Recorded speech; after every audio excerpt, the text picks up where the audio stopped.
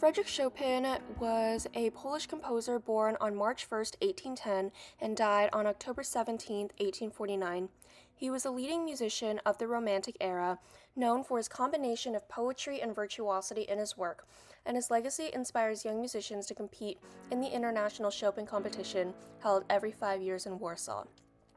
One fun fact about Frédéric Chopin is that he had an affair with French author Georges Sand, and their trip to Majorca together influenced much of his work, including his Raindrop Prelude inspired by the rainfall in the city.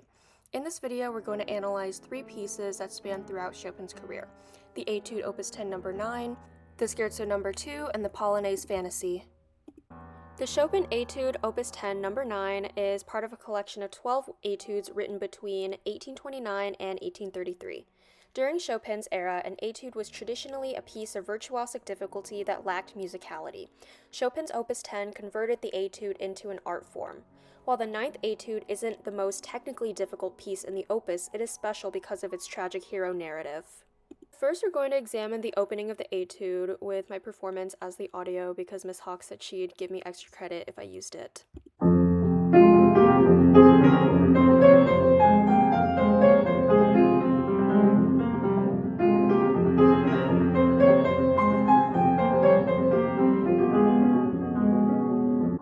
The etude begins with a dark melody conveying a silent despair that then develops into a harsher, more violent struggle in the climax.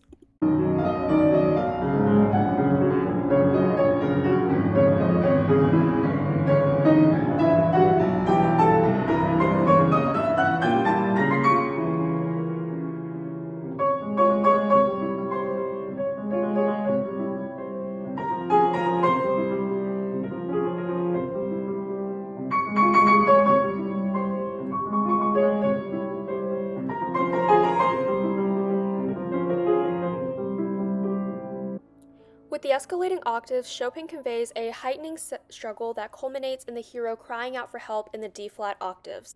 The alternation between the octave melodies circled in blue and the weaker pianissimo repetitions boxed in pink show the hero's weakening desire to keep fighting and his eventual surrender.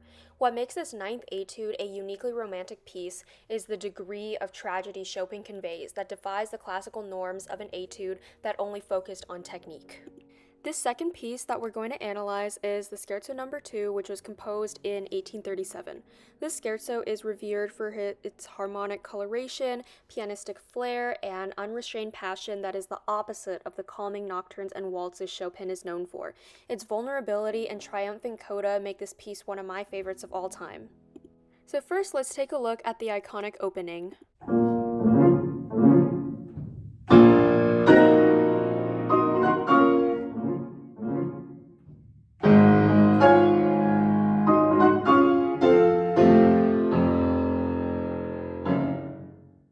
The first 3 measures are the most difficult yet crucial figures in the piece. These quiet and precise 8th note figures convey an ominous tone that foreshadows the immediate tension and drama expressed by the following series of chords. This opens a floodgate of passion for the rest of the piece. So this opening becomes a motif that ties together different sections of the piece, with each repetition having its own modulation. For example, in the second rendition, Chopin extends the chord series and adds trills to the F octave to dramatize the return to the D-flat major scale. To save time, I'm going to skip over a couple important but not particularly romantic sections so that we can discuss this excerpt from the B section of the scherzo.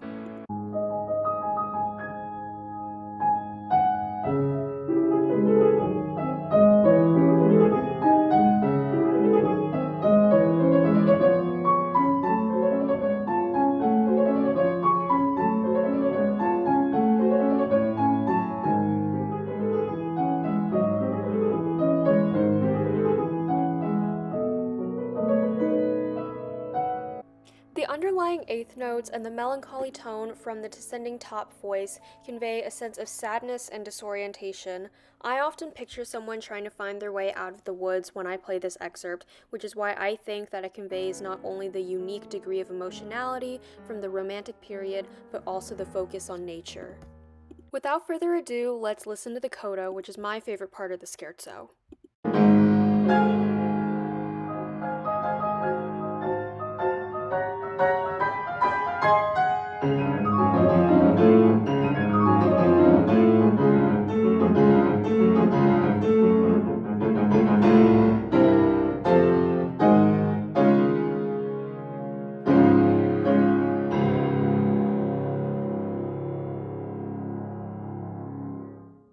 The triumphant finale ties every part of the scherzo together with callbacks to various aspects of the opening, such as the final scale augmenting the D flat major scale in the opening, and it conveys a sense of resolution through the chord progression at the end that lands on D flat major. Third and final piece we're going to look at is the Polonaise Fantasy, written in 1846. Chopin wrote the Polonaise Fantasy near the end of his life, knowing his death was imminent, and displayed a new level of pain, passion, strength, and humanity.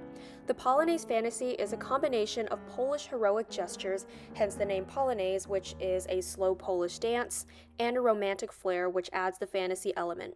Just like he does in the scherzo, Chopin sits on themes and modulates throughout the piece, making the Polonaise Fantasy a uniquely Chopin work. Here's the opening performed by Aimi Kobayashi at the 2021 Chopin competition.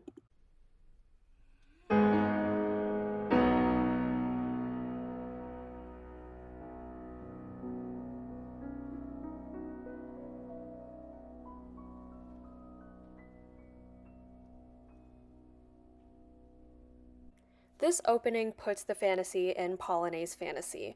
The slow and mysterious arpeggios that communicate the complex chord progressions provide a contemplative mood that then transitions into the Polonaise aspect of the piece through the E-flat octaves, which I will show you right now.